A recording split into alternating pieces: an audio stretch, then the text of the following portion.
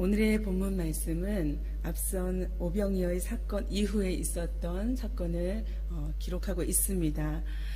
이와 같은 이야기는 마태복음 14장에도 요한복음 6장에도 같이 기록되고 있습니다. 그 이야기의 내용은 예수님께서 오병이어 사건 이후에 기도하러 가신 일, 그리고 제자들을 풍랑 가운데 만나신 일, 그리고 병자들을 고치신 일, 이 세 가지 일을 기록하고 있습니다. 우리의 삶 가운데 자주 일어나는 일은 아니지만 가끔은 우리가 흥분할 만한 그런 일이 일어나곤 합니다. 우리가 바라던 일이 생각보다 더 성공적으로 잘 이루어졌을 때, 또 우리가 쉽게 말해서 대박이라고 말하는 그런 일이 나의 삶 가운데 또 내 생활 가운데 벌어졌을 때, 또 사람들로부터 큰 인정과 칭찬과 박수를 받게 되었을 때, 또 불가능하다고 생각한 그 일이 가능한 기적으로 오늘 내 눈앞에서 일어났을 때, 우리는 이 일들을 만나면 흥분하게 되고 또 때로는 정신을 차리지 못할 때도 있습니다.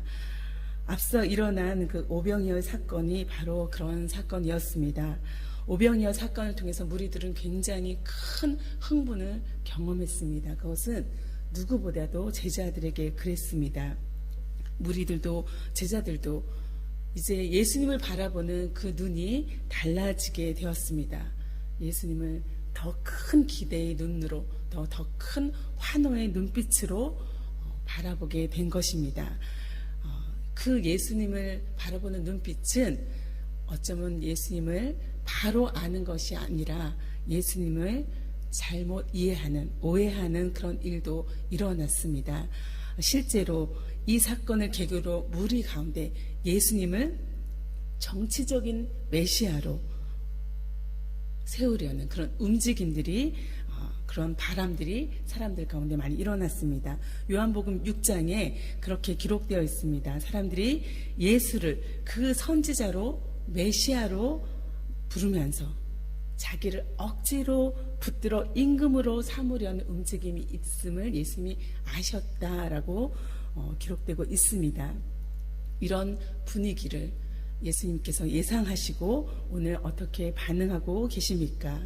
먼저 예수님은 제자들과 무리들을 따로 떼어놓는 일부터 급히 하고 있는 것을 보게 됩니다. 45절 말씀을 보면 예수께서 즉시 제자들을 재촉하사 자기가 무리를 보내는 동안에 배 타고 앞서 건너편 벳세다로 가게 하시고 그들을 따로 떼어서 전혀 다른 공간으로 옮기시는 것입니다. 군중들을 해산시키고 또 장소를 이렇게 옮김으로 인해서 그 흥분을 가라앉히고 있습니다. 그 까닭이 무엇인지 우리는 예수님의 그 행동을 통해서 추측할 수 있습니다. 제자들의 마음이 더 이상 앞선 이적에 사로잡히지 않게 하기 위함입니다. 그것은 무리도 마찬가지입니다. 중요한 것은 이적이 아니라 예수 그리스도, 예수님입니다. 제자들도 무리도 이 이적에 계속해서 연연하거나 사로잡혀 있어서는 안 되는 것입니다. 이 이적은 자칫하면 맹신으로 옮겨질 수 있습니다. 예수 그리스도가 누구인지 정확하게 보는 것이 아니라 무조건 이 이적 때문에 이적에 가려서 예수 그리스도를 우리의 정치적인 메시아로 삼으면 좋겠다. 이 놀라운 일을 행하는 분이 우리의 메시아가 된다면 얼마나 좋을까? 그런 맹신을 불러일으키는 것입니다. 오히려 이적이 예수 그리스도를 온전히 설명하는 것이 아니라 예수 그리스도를 오해하게 만드는 것이죠. 비록 당신을 메시아로 알 때 이렇게 정치적인 메시아로 그들을 구원할 정치적인 그 식민지 상황으로부터 벗어나게 할 그런 메시아로 삼는 그런 무리들을, 제자들을 조용히 가라앉히기 위해서 예수님은 그들과의 교제를 잠시 끊고 중단하고 또 그들로부터 떨어져 나가게 된 것입니다. 그래서 어쩌면 그 누구보다 흥분했을 제자들을 가장 먼저 무리로부터 떼어놓는 일을 행하셨습니다. 그리고 예수님 자신은 무엇을 행하고 있습니까? 46절의 말씀을 보면 무리를 작별하신 후에 기도하러 산으로 가시니라 라고 기록하고 있습니다. 예수님 역시 이 이적의 자리를 떠나셨습니다. 그리고 잠잠히 기도하는 시간, 기도하는 그 자리로 나아가신 것입니다. 수많은 무리들에 둘러싸여서 극진한 칭송을 받는 이 순간, 그 가장 위험하고 가장 큰 위기가 될 수 있는 이 순간에 예수님은 기도하는 자리로 나아가신 것입니다. 예수님이 이와 같이 어떤 큰 사건을 치르고 난 이후에 또 앞둔 상황에서 기도하는 경우들을 우리가 성경을 통해서 많이 보게 됩니다.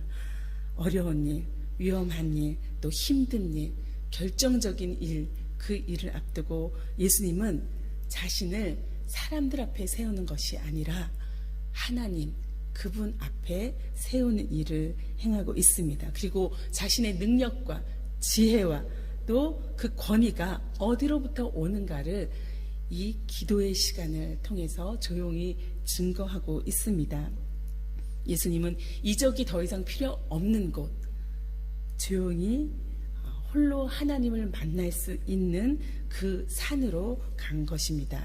이렇듯 기도는 우리에게 잠시 쉼을 주기도 하고 우리의 중심을 다시 하나님 앞에 세움으로 회복하는 그런 자리가, 그런 통로가 되기도 하고 또 새로운 힘의 공급처가 되기도 하는 것입니다. 그래서 오늘 우리는 이렇게 매일 아침마다 이 시간을 두고 하나님 앞에 나를 세우고 또 나의 중심을 찾는 그런 기도의 자리로 나아오는 것입니다. 오늘 기도하러 나온 여러분, 이 자리가 바로 예수님이 기도하신 그 자리가 되기를 간절히 소원합니다. 이후에 예수님께서 행하신 일들은 무엇입니까? 무리와 먼저 이별을 하고 건너편 벳세다로 가려고 제자들은 바다 가운데 나갔습니다. 그런데 그 바다 한가운데서 제자들은 오늘 풍랑을 또다시 만나게 되었습니다.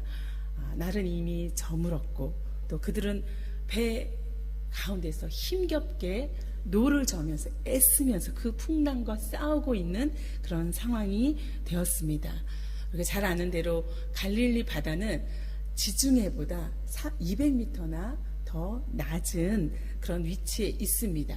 그래서 주변의 골짜기로부터 회오리 바람이 불 때마다 이 갈릴리 바다에는 풍랑이 일어서 파도를 만나기도 하는 그런 지형입니다. 그들은 이 갈릴리 바다 한가운데서 오늘 또다시 예수님 없이 풍랑과 싸우게 되는 그런 위기를 맞고 있는 것입니다. 예수님은 어디에 계십니까? 성경은 예수님 홀로 무태에 계셨다고 기록하고 있습니다. 그 무태에서 제자들이 그 풍랑과 싸우는 그 모습을 바라보시고 보시고 있다고 성경은 기록하고 있습니다. 그런데 예수님은 그렇게 보시고만 계시다가 밤 4경에나 되어서 새벽 3시나 6시 그 사이에 즈음 되어서야, 이른 새벽이 되어서야 그들에게로 다가가셨습니다. 근데 그 모습이 마치 그들을 지나쳐 가려는 듯 보이는 그런 모습을 성경은 기록하고 있습니다. 왜냐하면 예수님이 물 위를 걸어서 오셨기 때문입니다. 물 위를 걸어서 오신 것입니다. 그 모습에 놀라지 않을 수 없죠. 제자들은 깜짝 놀랐습니다. 처음에는 그것이 유령인 줄 알고 놀랐습니다. 그러다가 다시 한번 놀랐습니다. 유령이 아니라 예수님이구나. 예수님이 물 위를 걸어오신 그 기적적인 사건을 또다시 목격하면서 그들은 놀라지 않을 수 없었습니다. 그런데 성경은 제자들이 놀란 이유를 52절에 이렇게 기록하고 있습니다. 그들이 그 떡 떼시던 일을 깨닫지 못하고 도리어 그 마음이 둔하여졌기 때문에, 그들이 걸어오는 예수님이 바로 앞서 오병이어의 그 놀라운 사건을 행하셨던 예수님인 것을 또다시 잊고 둔감해져서 예수님이 걸어오시는 그 모습을 보고 어떻게 이런 일이 일어날 수 있는가, 그 눈을 의심해서 놀라고 있다고 말하고 있습니다. 그들은 기적을 맛보고도 예수님을 알지 못했습니다. 또 그 놀라운 기적이 지금 눈앞에서 행해지고 있는데도 그들은 예수님이 누군지 잘 몰랐습니다. 이렇게 오히려 이적과 기적은 본질을 때로는 가리는 경우들이 있는 것입니다.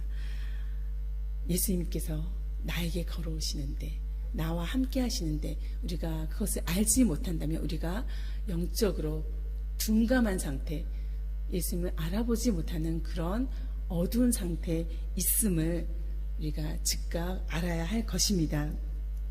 이렇듯 예수님의 손길이, 그 도움의 손길이 바로 지척에 가까운 데 있음에도 우리가 알지 못한다면 그것은 어쩌면 문제가 더 예수님보다 가까이 나에게 있기 때문이고 그것이 작용하기 때문입니다.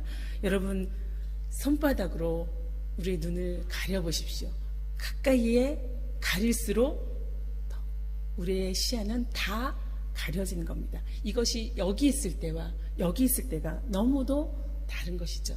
손바닥이 아무리 작아도 내 눈 제일 가까운 내 눈 전체를 가린다면 아무것도 볼 수 없는 것입니다.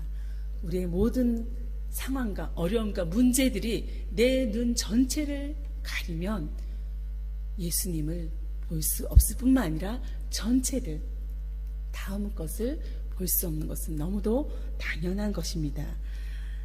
이에 예수님께서 말씀하십니다. 50절, 51절의 말씀을 보면 예수께서 곧 그들에게 말씀하여 이르시되 안심하라, 내니 두려워하지 말라 하시고, 안심하라, 내니 두려워하지 말라 하시고, 안심하라, 내니, 나다. 예수님께서 하나님 앞에 자신을 세우는 동안, 기도하는 동안 내가 누군지 예수님은 더욱더 본인이 그 누구보다 잘 아셨을 것입니다. 그 하나님 앞에 세웠던 나를 다시 제자들 앞에 세워서 나다라고 말하고 있습니다. 나다라는 말에 전부 들어가 있는 것입니다. 내가 바로 너희들의 구원자, 내가 너희를 돕는 손길, 이 풍랑으로부터 건질 그런 존재임을 예수님께서 말씀하고 있는 것입니다. 그 말씀을 오늘 아침 우리에게도 들려주십니다. 안심하라, 나다, 두려워하지 말라. 이 음성을 저와 여러분이 듣고 아멘 해야 할 것입니다. 그리고 예수님이 이제 그들의 배에 오르십니다. 바람이 그칩니다. 예수님께서 이렇게 내 인생의 배에 오르시면, 나에게 오시면 바람이 그치게 되는 것입니다. 나를 경록히 했던 그 모든 상황들, 마음의 풍랑을 잠잠케 하십니다. 제자들이 이에 심히 놀랐다고 또다시 성경은 기록하고 있습니다. 오병이어의 그 놀라움을 경험했던 그 제자들이 오늘 예수님을 풍랑 가운데 또다시 만나고 그들이 깜짝 놀라고 있습니다. 이분이 누구신가? 이분이 바로 우리를 구원하시는 분, 건지시는 분, 구원자 되심을 경험하고 있는 것입니다. 내 인생 가운데 주님이 계시다. 그분이 나를 도우신다. 나를 구원하신다. 이 믿음이 우리를 붙들기를 원합니다. 이 놀라움의 역사가 오늘 우리의 삶의 한 복판에서, 풍랑 가운데서 일어나기를 소원합니다. 이제 예수님의 마지막 사역이 오늘 본문 가운데 기록되어 있습니다. 갈릴리 서쪽 게네사렛 건너편으로 이제 도착했습니다. 성경은 이곳을 베세다라고 또 가버나움이라고도 기록하고 있는데 그 지역이 어디이던 간에 그곳에 살던 수많은 사람들이 예수님을 알아보고 나옵니다. 예수님이 어디 계시다라는 말만 들었다면 그곳으로 사람들이 몰려옵니다. 특별히 병자들이 그 침상을 통째로 메고 그렇게 예수님 앞에 나옵니다. 예수님이 들어가시는 지방이나 마을이나 도시나 사람들이 모이는 곳이라면 이렇게 사람들이 병자들을 앞세워 예수님에게로 나와서 그 옷가에라도 손을 대고 만지고자 한 것입니다. 왜입니까? 예수님이 낫게 하시기 때문이죠. 예수님께서 회복시키기 때문입니다. 그것을 사람들이 알았기 때문에 예수님에게로 나아왔습니다.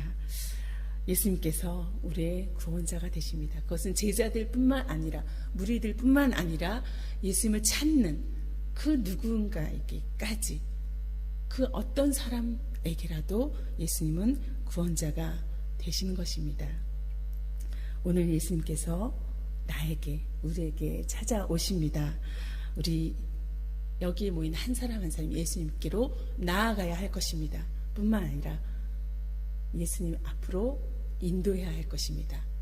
아픈 자들, 병중에 있는 자들, 그리스도를 모르는 자들, 또 간절히 그 도움을 바라고 있는 자들을 그들 앞으로, 그분 앞으로 데리고 가야 할 것입니다. 이것이 우리의 사명인 것입니다. 이 아침에 기도의 자리에 나와서 안심하라, 나다, 두려워하지 말라라는 음성을 듣는 오늘 우리가 또 다른 사람들을 그리스도에게로 인도하는 그런 저희 삶으로 나아가기를 간절히 소원합니다. 함께 기도하겠습니다. 주님 감사합니다.